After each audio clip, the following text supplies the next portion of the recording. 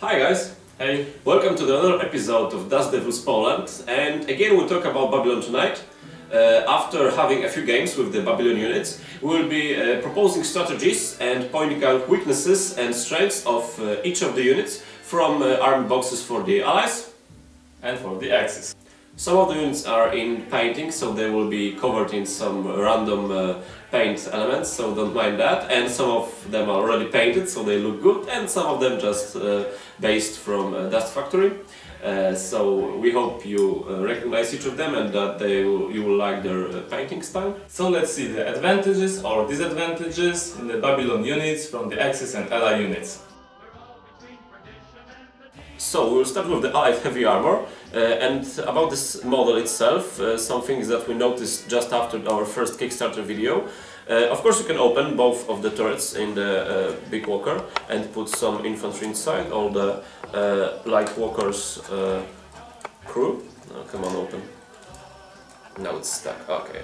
So you can open this one and also this one, but the second one doesn't like being opened so much as the first one, so this will be my choice if I will open one. The nice thing is that compared to the older units, the legs you can just now simply pull off. This is how they look. Machine gun is still loose. So there's only this small bolt that goes into the model. It's not glued in. In the older walkers, maybe I can show you because my walker got broke. Okay, so this looked like this. So you had that bolts upside and downside, now it's like that. So this could be broke easily, and now if I put it back it will still be broken because I missed the upper bolt. Here I just put that into the model and it's nicely in. So it's improvement in my opinion. It's easier to paint and to remove the legs now. For the unit itself, in Dust Tactics, the Devastator costs 31 points, so it's a hell of a point cost for a walker. It's the most expensive walker right now in the whole game, I guess, if I remember correctly. Punisher, so it's a normal counterpart, now I'll be missing a leg, costs 26 points. And for those 5 points more, we get a phaser gun. We lose one of the 30 cal machine guns, and we get a closer range because Devastator only works on 8 range. But we have 14 dice on infantry and 4x4 dice on each walker, and also the phaser ignores cover. It's a bit pricey and my unit of choice would be the Punisher still for the AT, but if you're dealing with a mixed force of medium armor and heavy infantry, then Devastator is a beast. It can kill almost anything. You just need to keep it to tight spaces because when it's about like plain desert or empty maps, then it can be shoot before it can even get into range with its guns. So it's a matter of what map you're playing with. As the phaser subject, we have the Baldock to compare with the Devastator because it's the second heavy walker with the phaser armament, and it got 3 dice less on the infantry and 2 dice less on walkers, but each of the dice gives 6 damage compared to 4 damage per 1 dice on Devastator. Devastator has 4, Bulldog has 2 dice, and Bulldog costs only 25 points while the Devastator costs 31. So if you're looking for a phaser in a tight spaces, then I would go for Bulldog. Also it has a bit longer range because it's 10 range, not 8 like the Devastator. So to sum up, I would choose Bulldog as a lighter walker for the tight maps, for maybe city maps with narrow passages, because it's lower armor and only 7 health because it's armor 5, but on bigger maps with larger passages, but not open, totally open maps, I will go with the Devastator. Just keep some repair force back to repair it and you will be good. So, our next walker is the Mickey, the walker close support machine for the infantry, and it's mostly an anti-infantry weapon. It's no-go against most vehicles, unless you're shooting a Stummel like in our last game, but you need to watch the battle report to see what I mean. And we will compare it to a normal Mickey, not open-topped. And the difference is only 2 points. They have the same armament, the anti-infantry grenade howitzer is the main gun. You got the vertical and the 50cal like any other medium allied walker. The armor difference means that the 4 armor normal Mickey will survive a shot from Jagdluther, while the like Mickey, open-topped, will die instantly to any shot from the Jagdluther, and from Luther it still lives because one shot only hits it for 5 damage. So, if you know that you will operate under the enemy fire, you should pick the normal Mickey because those Luthers and the Jagdluthers are very popular among the Axis players. But if you only engage infantry and you don't care about the heavy guns, of the 80 walkers, or you're playing against the SSU armies where Matryoshka will kill both of those pretty easy, then I suggest the light Mickey. Always 2 points you can spend on some infantry support or maybe another walker if you sum those up.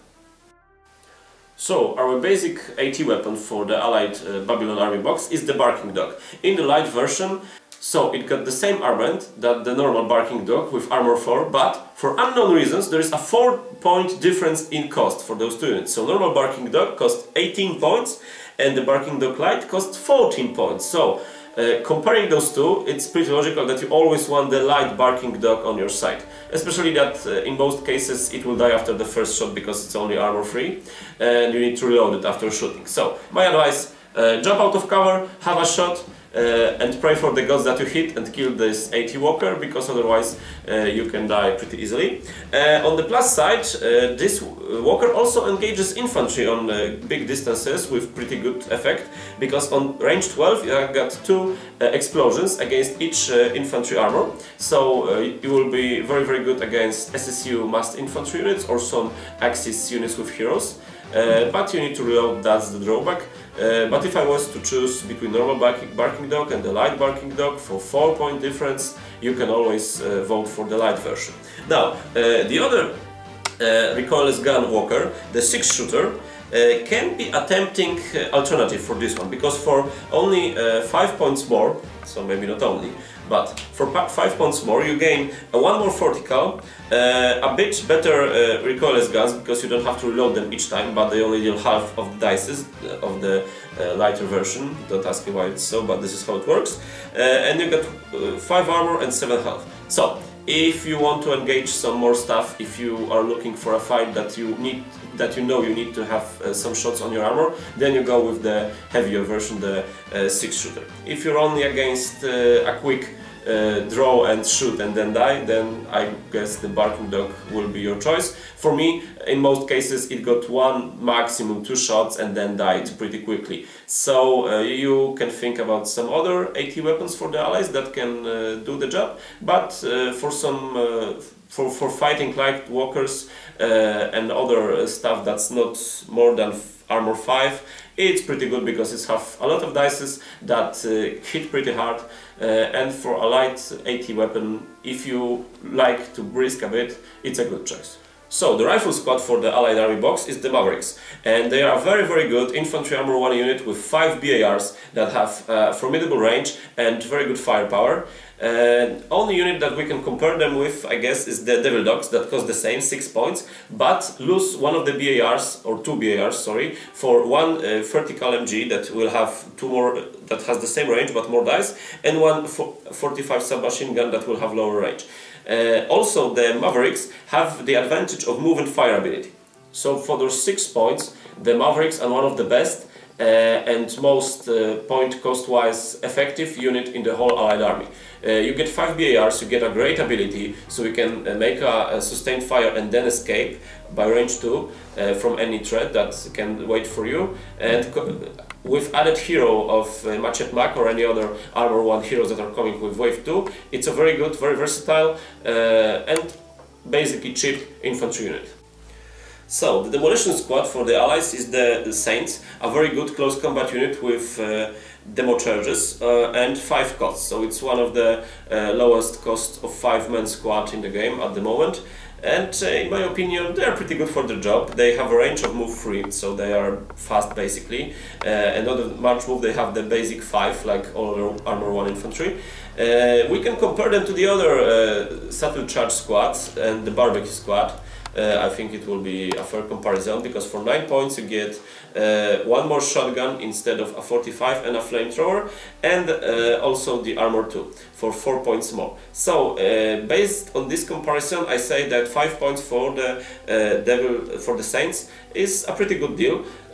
Of course, you need to keep those guys in cover, and they work better on tight city maps with or Babylon maps with a lot of trees, because on open space they will die easily. They got only the close combat weapons, but if they get to a walker, they can do the job easily. So if you have a 5 loose points somewhere in your army and you want to have something to quick attack, quick die unit, this is a good choice. Maybe not the best from the army box, but pretty reasonable for that price. My least favorite infantry squad is the Steel Marines for the Allies, because I cannot kill almost anything with those guys. They got some nice shots at some walkers with the bazooka, but still I don't like the fact that we have mixed 2 different combat systems here. So we have the power drills and the flamethrowers for close combat attacks, and this is logical and nice. But what this bazooka does there? I would like to have one more flamethrower, or I don't know, maybe some other close combat weapon in this dude's hands, because now if I have an armor in range, then I always wonder, oh, maybe I use the bazooka. But if I get close, then I can use the flamethrowers. And this mix is just not logical in my opinion. If we compare them to the tank busters, for 3 points more, you get 3 bazookas, dedicated combat squad that moves a lot more, because those guys only move 2-4 and those guys can move 3-6, so it's a big difference. And Steel Marines cost 9, while the tank busters cost 12. So in my opinion, the Steel Marines are not cost effective, because you need to get really close. There are no good ways for the Allies to get units in close, because Axis have the troop transport, the SSU has the tanks, and with those guys moving from the edge of the board, it will take a lot of time, and your troop transports like the Punisher or Fireball also are very slow. So those guys I would need to play a bit more, because right now I don't like them, and for those points I will take Armor 1 class troops, or maybe put some more points into it and get an Armor 3 proper flying squad, or maybe some phases. But those guys, I just don't like them. I don't feel the way how they should work. They're a close combat squad that moves too slowly, and that's sad, but it didn't work for me. So the last unit I will talk about is the officer hero Machete Mac, and I must say I like him. He's a bit universal. He has the scout ability, he has the expert on the BAR, he has this thing that I don't like, the Trailblazer, that you cannot use in Dust Tactics, only in Dust Battlefield, so I pay for something that I cannot use, and this is not good. And also he has the basic officer, and he's the cheapest officer in the Allied army. The second guy, for 1 point more, you can get the officer Johnny One Eye, which will have the killing spree and a fighting spirit. And those guys are pretty good balance, and in my opinion both are worth the points. While Machete Mac exceeds with Armor 1 troops like Mavericks or Devil Dogs with his scout, because you can move on scout 5 range, which is pretty big in my opinion for those small maps we currently use for Dust Tactics tournaments, let's say, and then open fire with your BARs, and he's an expert with his BARs, so he also hits on misses.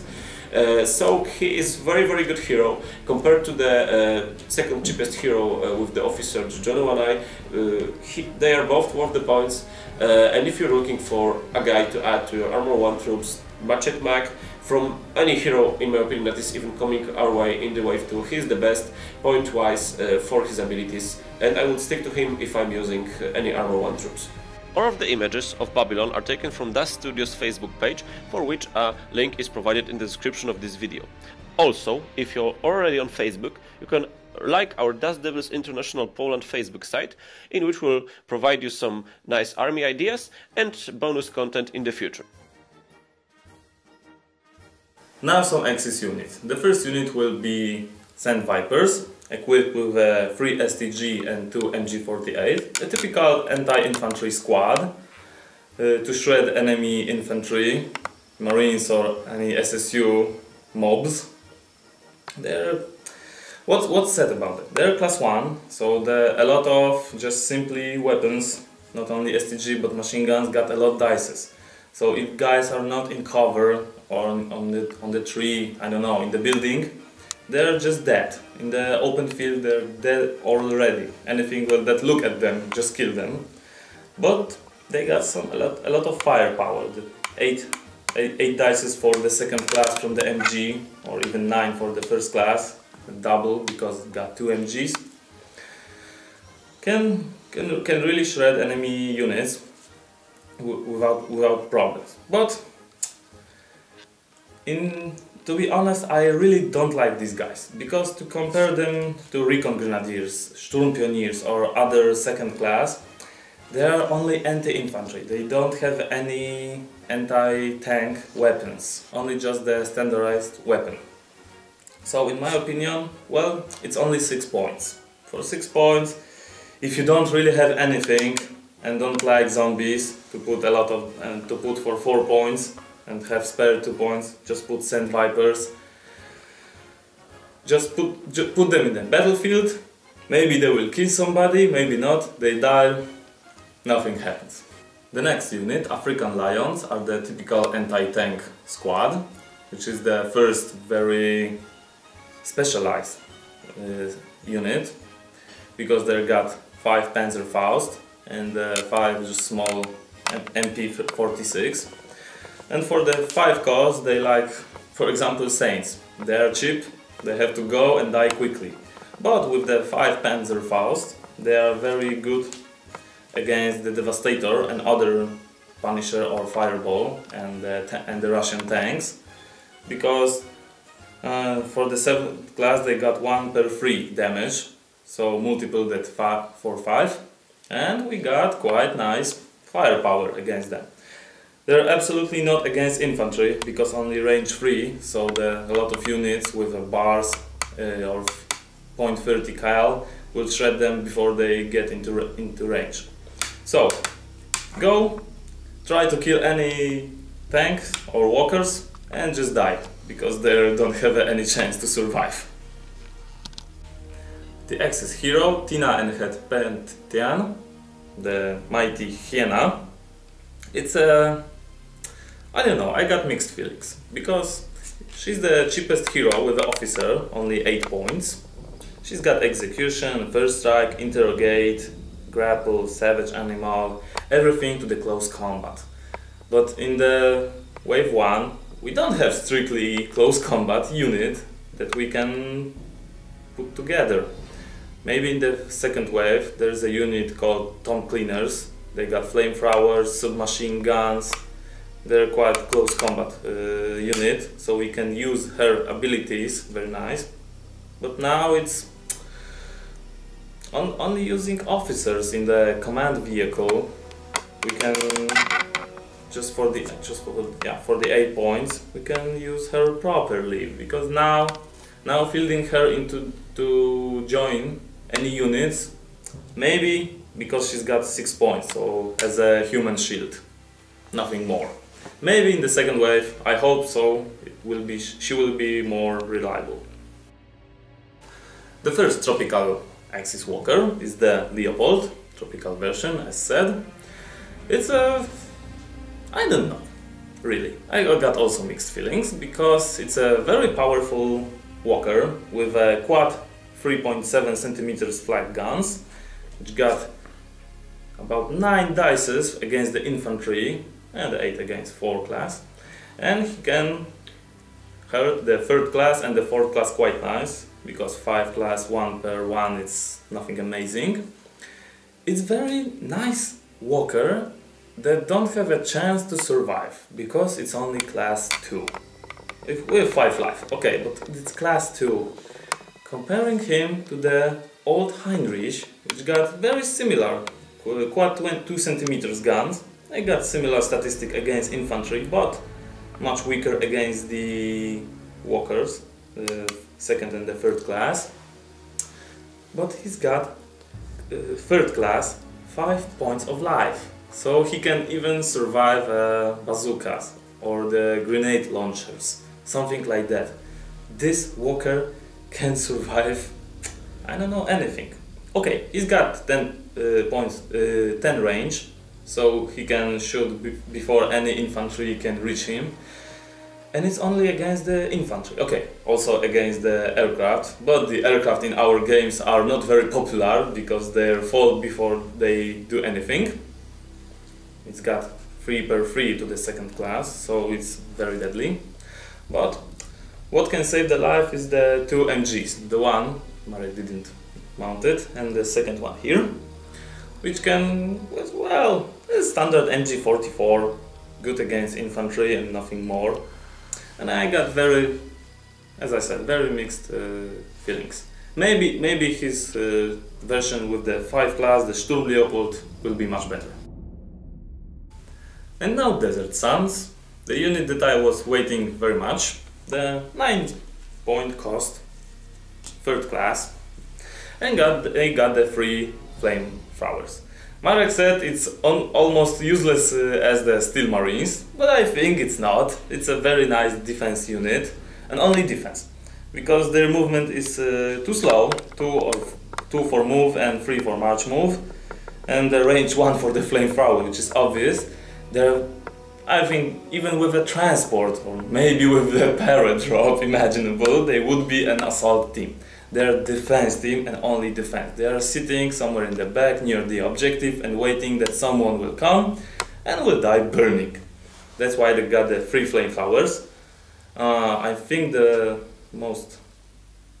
Hellboys got 2 flamethrowers, but they got 3, which is very deadly, and also they don't have a real counter for these flamethrowers because allied units or SSU, they were fighting the flamethrowers against mainly zombies or apes.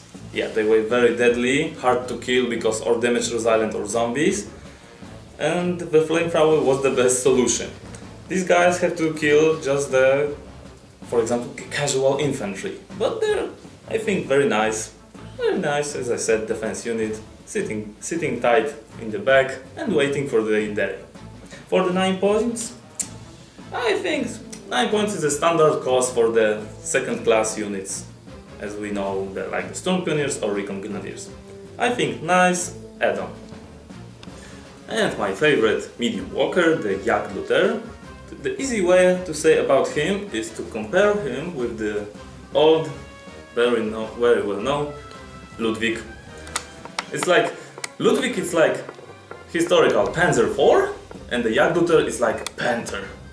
Okay, cheap, reliable walker, and now something bigger, serious business. It can kill at least almost every 3 or 3 class walkers, almost shred the 4 class walker, because one gun gives 5 points of damage and he's got 2 guns. Okay, his MG is not shooting to the aircraft like this one, and it's not in turret, it's front. But this walker don't have to go on the first line. With his range 18, he sits back and shoots guys before they reach him or they even see him. Also, what's more, the old Jagdluthers, the people who play Dust since long time know that the Jagdluther first version was without the MG. There was a second version, Nachtjäger, the personal of the walker of the Sigrid, with a special infrared devices, and the snowlings that we can see on the card, this white, and now the Jagdluther from the Operation Babylon, and they're all these all 4 types of walkers are got now the 1 card and all playable in the tournaments and other official games. And what's more, we can put here the Sigrid, the new Sigrid from Dust Elite. She's got the pilot and she's got expert on this gun, so there's nothing to think about. Put Sigrid inside and just kill any walker to the 5 or even 6 class that appears on the battlefield. Only 2 points more than the Ludwig and you make your day. And something special for this end about cards. They're quite similar, but this one in the winter scheme comes with the deck, the original deck 2004 official, and with the Babylon box, which is quite strange with the snow camo from the Babylon, and when you buy the standalone walker, it comes with a desert camo. Why? Don't know.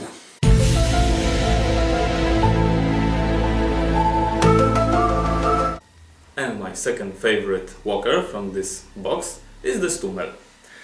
The Stummel was the walker I was waiting very long time, because it's just a casual transport like the previous ones. The 6 infantry inside, 6 infantry outside. Class 3, 6 points of life, so he can survive some shots from the 80 guns, he can survive most of the bazookas and the PTRS. He's got the casual double MG44 here, but what he got here? It's the 10.5 centimeters KVK 46 gun. At last gun for the Axis with a grenade ability that can clean buildings and other obstacles from the pesky infantry. At last. The Allies got the grenades, the SSU got, and Axis didn't have always. Comparing with the Sturmluther or the Prinzluther, which got both of them 11 points, Stummel cost 12 points. It's a 1 point. He doesn't have the advanced reactive fire like Sturmluther, he don't have a command vehicle like Prinzluther, but he's got gun, additional MG, and one more additional MG in the turret here, so he's a very nice anti-infantry walker. And also we can put inside the Desert Suns or Sand Vipers and transport them to the battlefield, into an objective or other places. And we can shred the mobs of at last we can shred the mobs of the SSU infantry or the Marines. I like it very much. About the model, it's very similar to the old transport. One thing that I really don't like is these things are glued. I don't know why. It's not easy to remove them and to paint inside. So for the 12-point cost, I think it's a must-have walker in any mechanized infantry Axis or army. So that's all for today. Thanks for watching. I hope you liked our comparison videos with some rating of Babylon units, and it will help you pick up units when you will do some shopping of miniatures or pick up units for your next army list. We hope you enjoy. We will try to make new videos with the new comparisons, and please don't hate us about the painting of the walkers. There's some of the work in progress, some miniatures also, so please be very nice. Anyway, we hope you had a great time and see you in the next video of Das Devils Poland. Bye! Bye!